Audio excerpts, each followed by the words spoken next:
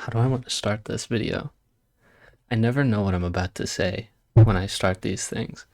I'm terrible at introductions. I'm good at talking. It's just, how do you start a video? I hate the feeling of just not knowing what to say to begin these things. So I guess here we are. Hello, everybody.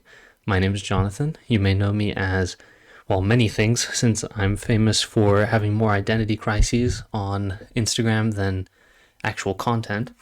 I used to be called the liturgist. That's kind of how I started off my page, and everyone knew me.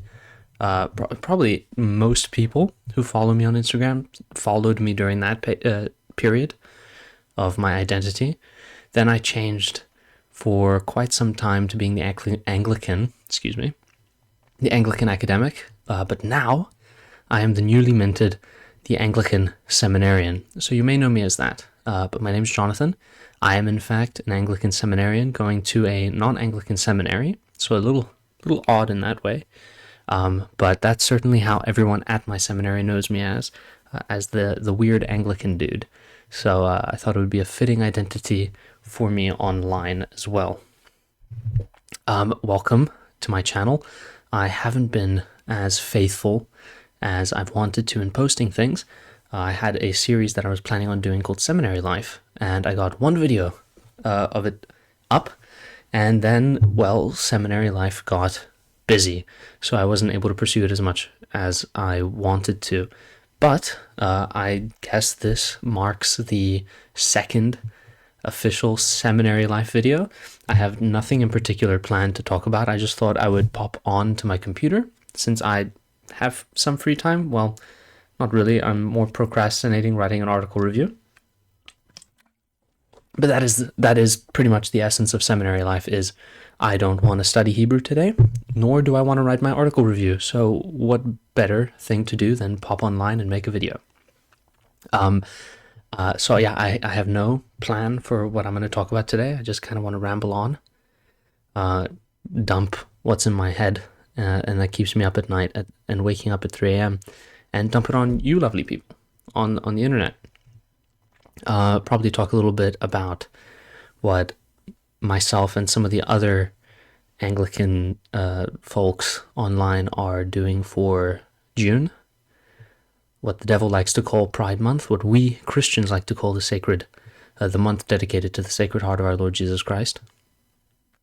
So I might talk a little bit about that, and maybe the future of my page and this channel, talk a little bit about why do I have so many identity crises and have only now, hopefully, been able to settle on an identity.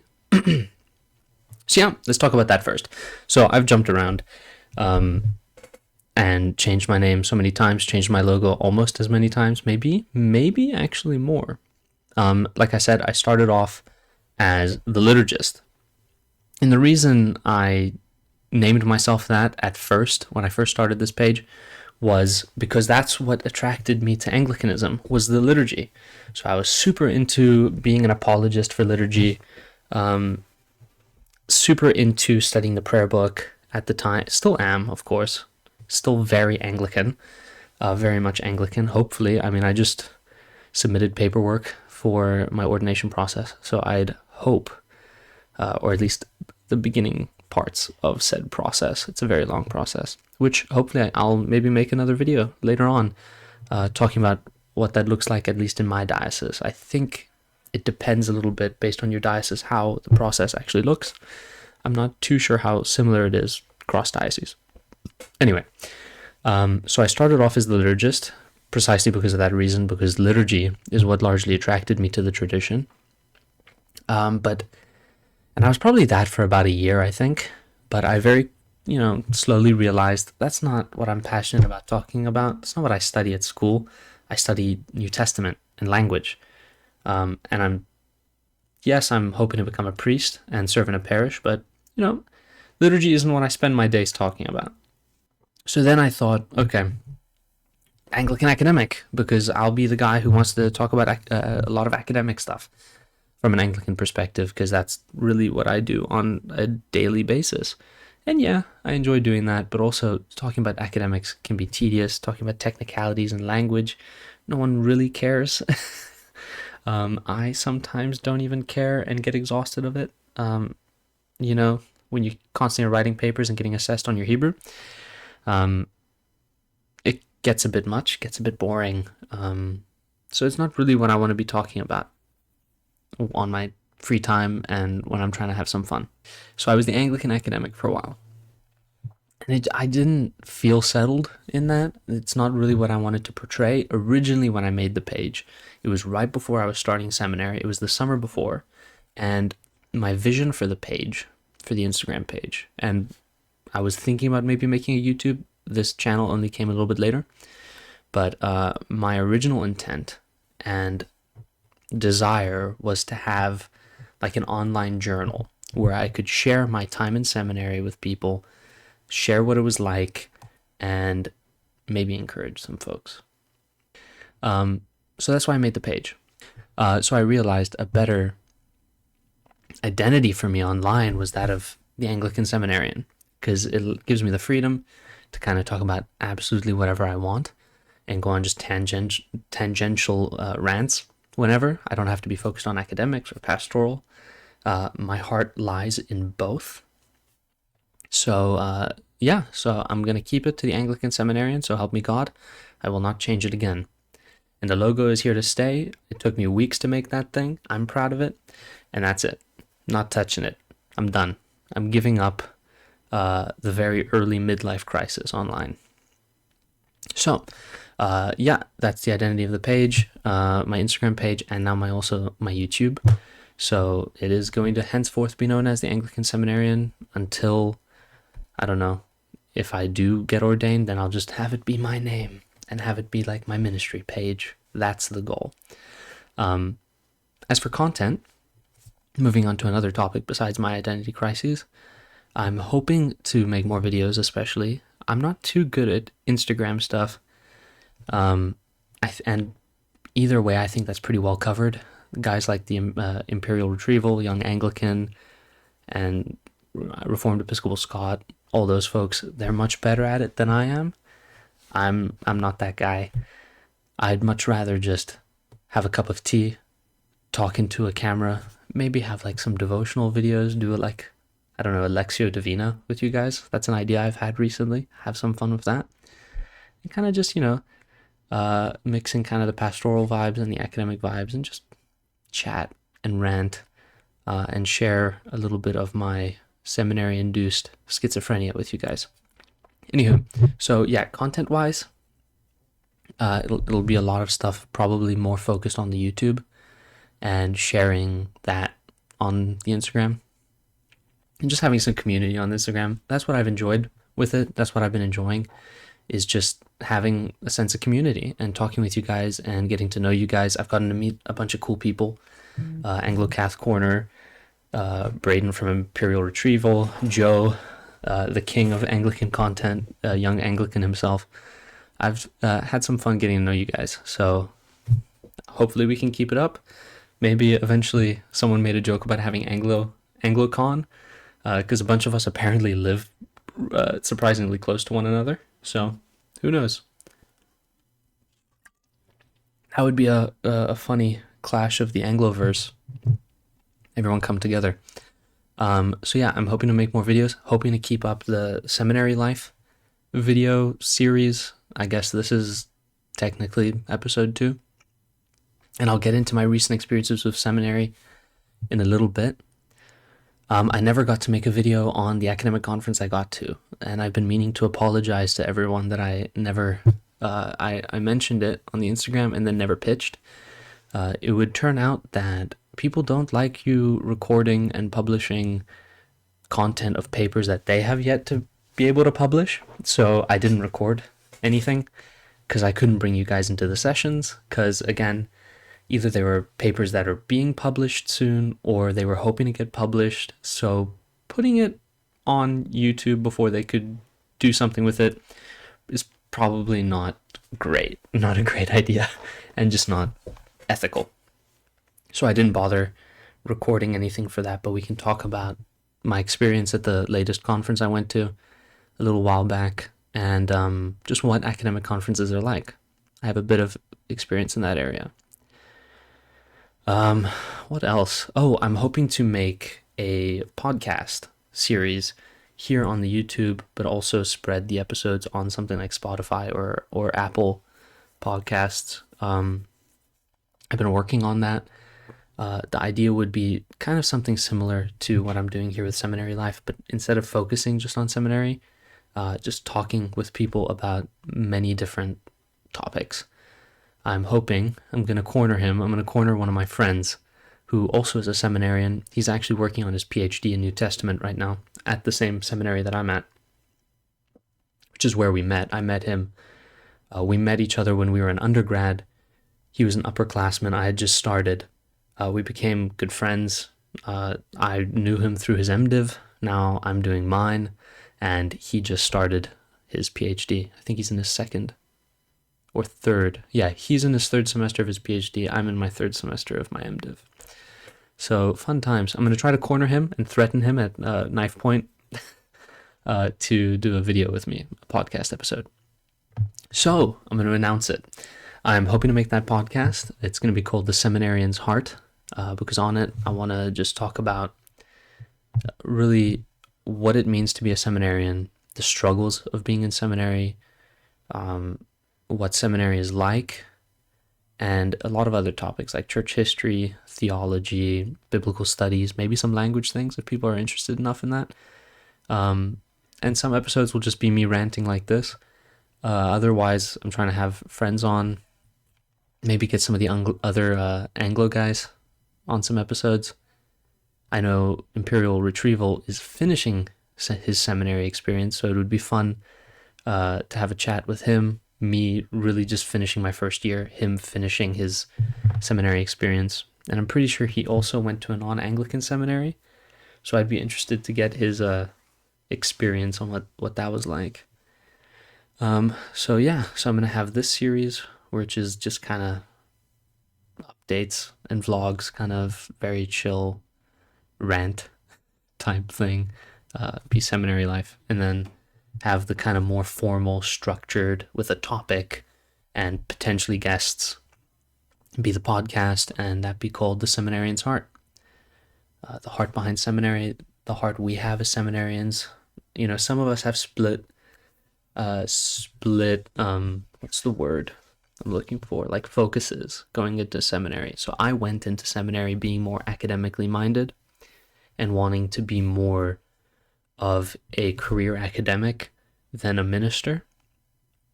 And it's wonderful how God will call you to something and then totally destroy you and ruin every single dream you ever had.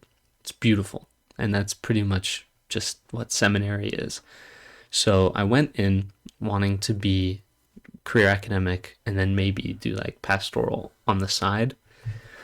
So it was like academic, pastoral. Then it went kind of like 50-50. You know, I'll die and just be bivocational, do both full time. And now it's like church more, academic second. And we'll see, you know, how that continues to evolve. So yeah, going into seminary, I was like, I want to focus on being a professor. I want to teach, get a PhD, write, do just career academia. And I still want to do all those things, still want to do a PhD, still want to teach to a degree, or in a way, we'll see how, and want to write 100%, not giving up on that. But that has largely, and a lot of it has to do with things that have surrounded seminary, the work I've been doing with my rector, who's been giving me, you know, spiritual direction and formation and been leading me through the process for postulancy and, you know, all the ordination stuff in the Anglican Church, at least in my diocese. Again, I don't know how the process differs from diocese to diocese. But in that, there's been a lot of, I don't know, spiritual formation that's been going on with him. And my focus has shifted a bit. So I'm much more pastorally focused than I would have been if you had talked to me just a couple months ago. So that's been amazing. It's been an amazing experience, you know, a very unexpected shift. Let's put it that way. A very unexpected shift in myself. And anyone who would have known me, if you know me personally, you probably wouldn't expect for me to want to default more to the pastoral side than the academic side. And again, it's not that I'm not interested in the academic side. It's actually, if I can explain it this way, it's more that I want to do the academic side for the sake of the church and in the parish, because I guess I've gotten a little disillusioned and exhausted with how academia and theology is done today in the university setting, and how it doesn't really have an impact, and it doesn't grip the soul and the hearts of, the average layman. So my heart has kind of shifted from being that career academic in the university to being an academic, but for the sake of the church and in the parish setting, kind of like a pastor theologian type, the way I think it should be done. And I think we've lost a little bit that focus in the modern church. So it's a little bit of an update on how my seminary time's been going. A bit of a major shift there in my focus. Otherwise, like I said, I'm in my third semester, currently in the summer semester. Up to this point, I've taken, let's see, what classes have I taken in my first year? Took theology, like an intro to Christian theology class, which was very good. Even though it was an intro class and kind of a survey, it was pretty comprehensive and in-depth. What was the other classes I took? Church History 1, which was a harrowing experience, and Church History 2 the next semester. Harrowing because the professor looked at us, and it's kind of like an honors cohort version of an MDiv. It's so the degree I'm doing is an MDiv focusing in biblical literature and biblical languages, and it's offered totally residentially. It's a cohort model, so it's small classes, and you do the classes with the same set of students every year, and you move up through a pre-planned curriculum. You have no free will. The whole program from start to finish is pre-planned, and they don't officially say it is, but it is kind of an honors track MDiv. So it's supposed to be a bit more of an advanced and technical MDiv. So for example, I'm required to do 4 semesters of Hebrew and 4 semesters of Greek, whereas in a traditional MDiv, you would probably only do one or the other, and do maybe up to 3 semesters. So you would maybe do like Hebrew 1 and up to Greek 2 or 3, if you were a New Testament focus, or vice versa. Hebrew up to like Hebrew 3 or 4, and then you wouldn't even touch Greek. Not so with with us, it's required 4 and 4. So first semester I took theology, Church History 1, which goes up to focusing up to the schism, but in actuality it went up to the Renaissance.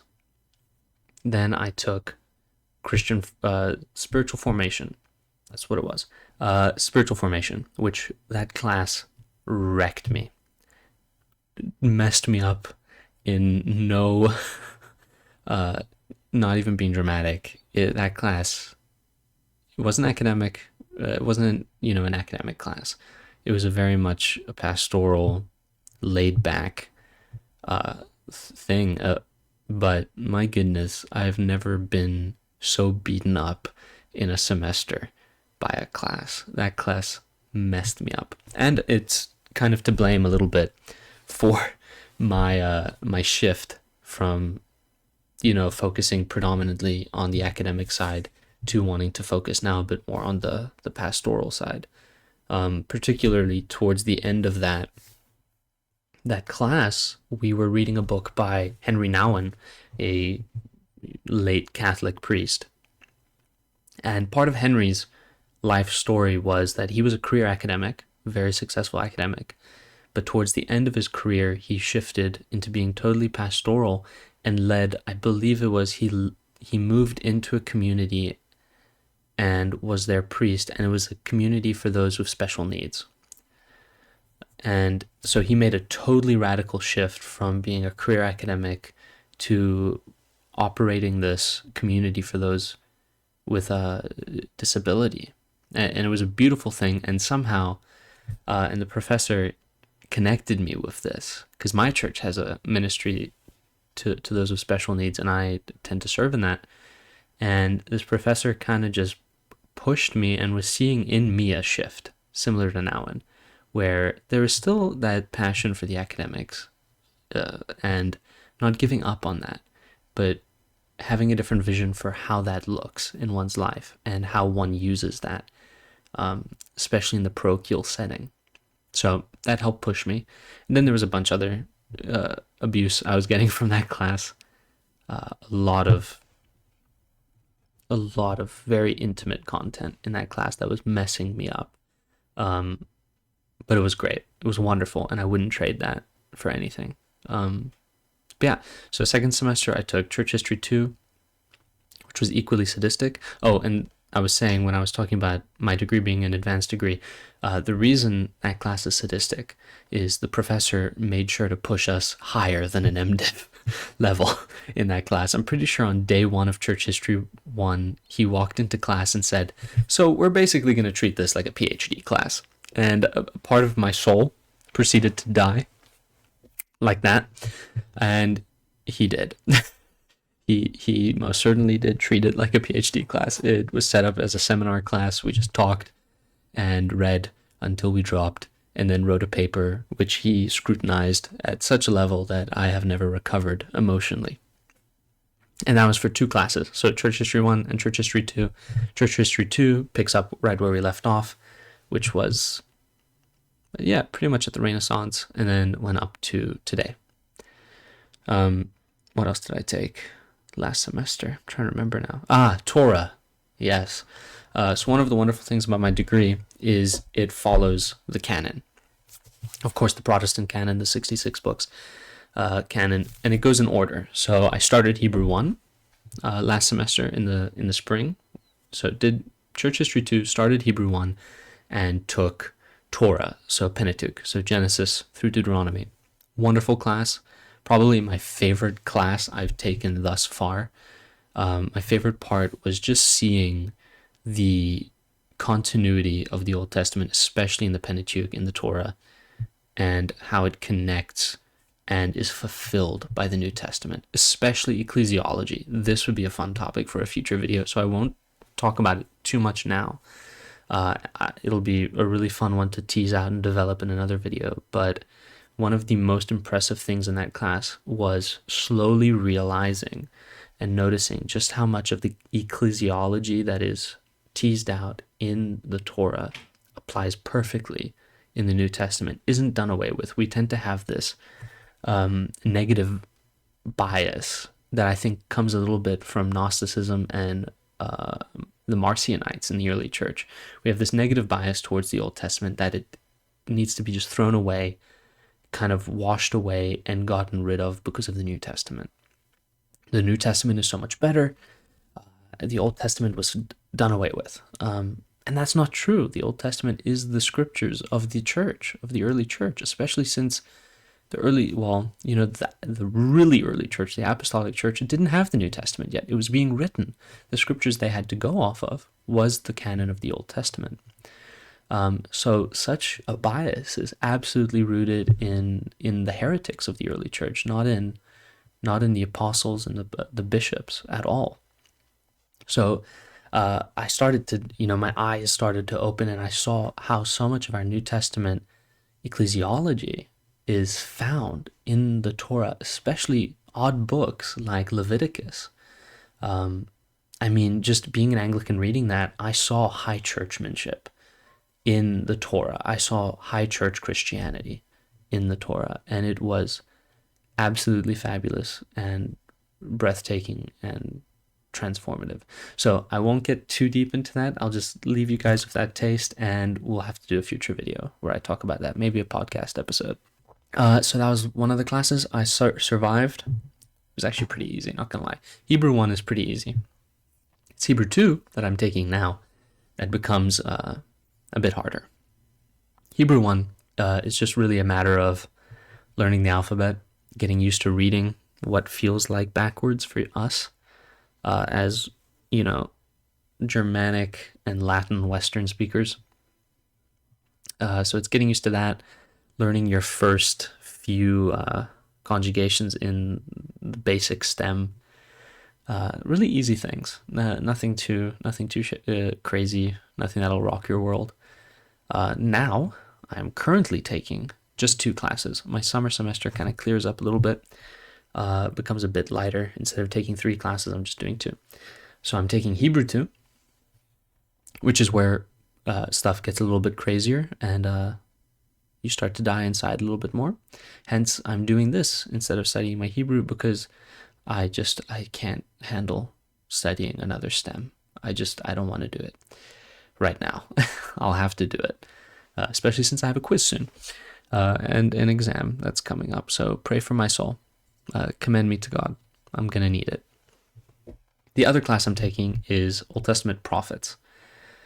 And I should say Nevi'im, because this is the other thing. My degree, we're following, because it's so language focused and linguistics focused and manuscript focused, we're not actually following the Septuagint. What's the wording?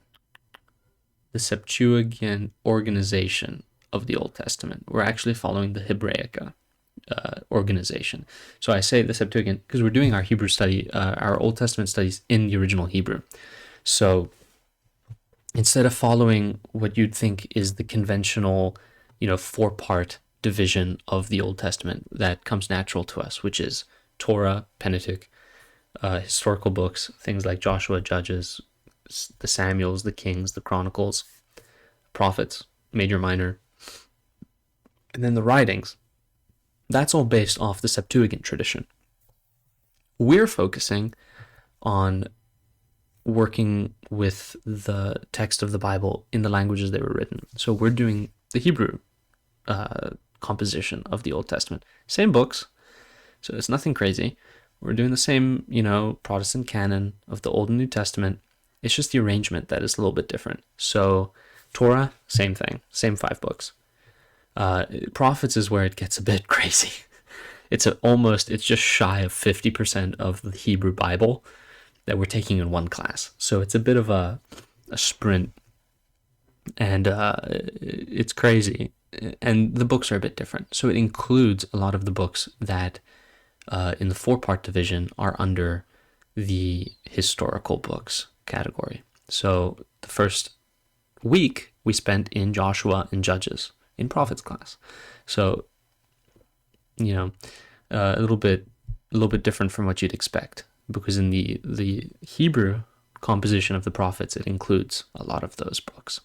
Actually, I just had to submit my proposal for my final research paper for prophets, and I'm trying to remember if it's first or second. I think it's 1 Samuel chapter 2. I'm writing on Hannah's song. So I'm writing on, 1 Samuel chapter 2. I think it's chapter 2 where the song starts, not chapter 1. Yeah. So, for prophets, I'm writing on 1 Samuel. So, fun stuff there. I have to do a research presentation soon in 4 weeks, and I haven't touched a commentary yet, so pray for me. I am dying. Hence why I haven't been as faithful as I'd like to in making content for the channel, because I'm still kind of adjusting to seminary. First year is always rough. So now that I am kind of more settled and more used to the flow of seminary and working and doing seminary, because I work in my university too. I was working as a GA. Now I'm moving into a full-time thing. So, I'm starting to settle, get used to the flow of everything, and get better at managing my time. So here we are. I'm slowly carving out more time to do this stuff, which I really do enjoy. Making these videos, having this community, being able to share a little bit of my life and my experience in seminary and in the church with you guys. So I hope to continue doing it, because it really is fun, and I love talking about this stuff. So the more random strangers I can throw this on, the happier I am. So that's what this semester looks like. Next semester might kill me. I already got my schedule for it. It looks like I'm taking Hebrew 3, which is going to be crazy, because after Hebrew 2, this is the thing about Hebrew 2, you're done with syntax. So you're done with grammar. Hebrew 2, you finish the full book. I don't think I have do I have my textbook somewhere here? I probably do. It's somewhere around here. But Hebrew 2, you pretty much finish. You go through all grammar. So you learn all the stems, all the verb conjugations. You finish the textbook. So Hebrew 3 is all about reading. You'll literally open your Biblia Hebraica in class, be in a book, and every day with your professor, you're just reading through the book, and then he'll have you translate and then explain why you translated, what you did, in the way you did. And that's pretty much all of Hebrew 3. So I get to look forward to that in the fall semester. I also get looked this is going to be awful. I get to look forward to also doing Greek 1. And for all my fellow seminarians who might be listening and watching, I think I could hear the collective groan of doing Hebrew 3 and Greek 1 simultaneously. Whoever made that decision was evil and wanted to watch us die and suffer. Greek, by the way, infinitely harder than Hebrew. And people fight me on this. People, just because Hebrew looks weirder, they will think and assume it's harder. Hebrew is an easier language than Greek. Greek was invented by masochists, by actual evil people. Greek, this is how learning Greek goes, as I've been told by my many friends. Greek 1 and 2, you learn a whole set of rules. Greek 3, they tell you to burn the book and forget everything you've learned, and you restart. Hebrew, it's much easier. Hebrew, it's like you learn rules, you realize that learning rules is meaningless, and everything depends on context, and there is no logic to any of the decisions that are being made in this language, and you kind of just learn to feel it out. You learn to kind of just get a feel for it, and you just intuit everything. It really is a much simpler language, a much easier language when it comes to grammar. The harder thing about it is just that it looks more foreign. You read a different direction. The script is really odd and different. But after Hebrew 1, you pretty much adjust to that, and it's not that big of a deal. But Greek is like kind of crazy. So yeah, I get to look forward to that. Next semester, eventually I get to do a study trip as well. We'll see where that ends up being. Originally, we were supposed to do a exchange thing with a university in Israel, but currently that's kind of tough to do. So yeah, so that's kind of the big update on what's been going on with my life in seminary. What was the other thing? Oh yeah, I wanted to talk a little bit about the academic conference. So the academic conference I had gone to and said I was going to make a video about, but couldn't, was ETS. So that's the Evangelical Theological Society, a really good academic society. If you're in academics, if you're in biblical studies, especially biblical studies and theology, you'll probably know about them, especially if you're conservative. They're a really good, I think they're the biggest conservative biblical theological society, academic society. The other big one is SBL. They're not conservative. They're not another big conservative one. They're like the big biblical studies one, and there is wild things you'll see at the national conferences there. I mean, there was like a whole, what do you call them, like stand about queering Pauline theology. Terrible stuff. That's the Society of Biblical Literature, SBL.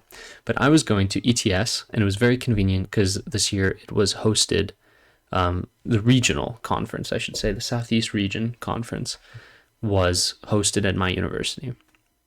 Since most of my faculty actually helped run the Southeast Region.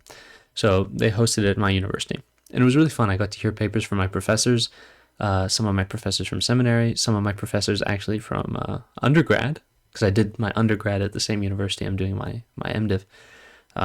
So that was really fun, and some guest other lecturers from other universities. The keynote speaker was very interesting. He was discussing, I'm trying to remember exactly what his topic was, but it was all about young individuals who are leaving the church, kind of like the ex-evangelical scene, or just folks who get disillusioned with Christianity and end up leaving the church. So his whole research was focused on that, and it was a very interesting keynote. He was talking about strategies to get them back to the church, as well as the reasons for why they ultimately leave. And he was breaking down all these different categories of why they leave and addressing each of these different groups of people leaving the faith and giving not clinically based advice, but academically informed advice, and I'm blanking on the word. What's the word? Method for getting them back. Advice, methods, things that have been tested and tried that actually work in bringing them back to the church. In fact, I might have it on my bookshelf. I'm not recommending the book. I haven't actually read it yet. It's on my reading list to actually check it out. But half of his keynote was based on the research in this book. There goes St. Francis. This book, The Great Dechurching. So a lot of his research came from this, and I haven't checked it out yet. Haven't actually read it. I bought it at the conference, because the beauty of these academic conferences, the beauty and the problem, I should say, with these academic conferences is they have a book table, and publishers from around the US will donate books for free to the conferences, and the conferences will sell them at like a 50% discount. So I got this thing for like $10, as well as many other books. So fix that in a minute. So I haven't actually read the book, so this is by no means a endorsement of it. So great conference. I got to hear a paper by my church history professor. I think he's, I jokingly call him a closet Anglican, because he's a Baptist.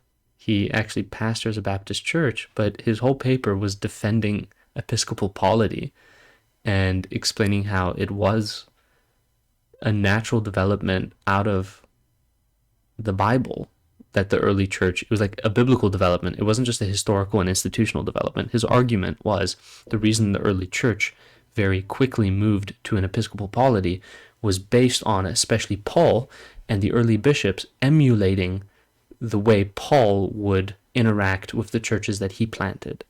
So it was a very Pauline theological and biblical defense of episcopal polity, and it was quite fascinating, quite interesting. It was just so strange coming from a Baptist who, again, I think he's a closet Anglican.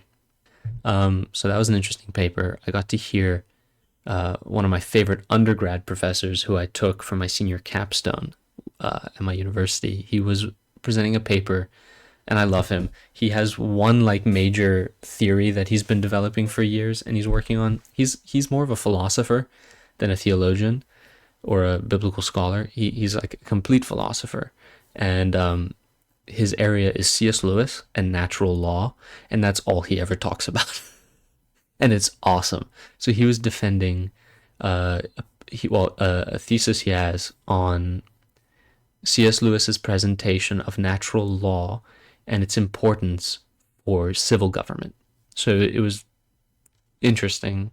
It was an odd topic for the setting, but it was lovely. I'm trying to think the other sessions I sat in. My Greek professor sat in his paper, but he's so hyper technical that I can't quite remember what he talked about.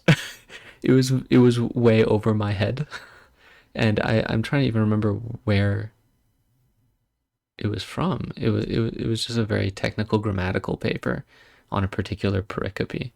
That is to say, a passage from the New Testament. So yeah, it was a fun conference. I'm trying to remember if there was anything else. Anyway, I will spare us talking about the intricacies of academic conferences now, especially since that is kind of an idea for a video I want to do, and I don't want to throw out all my video ideas in one evening. So we'll talk about that some other time if you guys are actually interested in knowing more about how those work, and what they're like. They're fun. They're a little intense sometimes. You kind of have to focus for hours and hours, and they're usually multiple days. This last one was 2 days, I believe. Yeah, it was 2 days. They're a fun time. They're cool, but they appeal really to a particular set of people and not to everyone. So what have we covered? My identity crises, kind of an update on seminary life, the academic conference. I'm trying to think if there's anything else. The Sacred Heart stuff we're doing. Again, I want to give that the honor of its own proper episode, to tease out my thoughts on what we're doing for Sacred Heart this June. But we can talk about it for a little bit. Pride Month is a toughie for us, because it really is it's a tough topic for the church right now, and it divides the church horribly, really in an awful way. And it celebrates sin. It is an institutionalizing and a national celebrating of sin in our country. And unfortunately, we see many churches turning to it and giving in. So I think it's fabulous that there's this rising of young Orthodox Christians who are passionate about defending biblical orthodoxy and biblical standards of morality. So I'm really glad the guys we started last year with doing Humility Month. I'm glad we've moved to doing the Sacred Heart, because I think it is such a perfect and beautiful contrast from the emphasis on pride and sin that the world offers, and us focusing on the heart of Christ. I think that makes for a beautiful, beautiful contrast to what the world is offering. Rather than focusing on sin, we focus on him who humbled himself, even to the point of death on the cross, and to whom was given the name above all names. So I think that's fantastic. And again, I want to give it the honor and respect that is due to it by giving it its own video. So I think that's where I'm going to call it for tonight. I'm going to go maybe start reading the article that I have to write an article review on by tomorrow, probably. So thank you for joining me. This was kind of, I don't know, Seminary Life episode 2, 1.5, whatever, probably 2. So thank you for joining me. Let me know if there are particular things about seminary that interest you, or any questions you might have about what it's like, about some of the classes that either I mentioned or other classes that I'll probably be taking. I'd love to hear from you guys. Again, the reason I do this isn't so much just to give myself a soapbox to be able to ramble on and rant on the internet. It really is to foster a community and share this life with you guys. And if it encourages some of you guys, I will have considered it a massive success. So please let me know any questions or ideas for things you'd like to hear this random seminarian rant about. I'd love it. So anyway, the Lord be with you.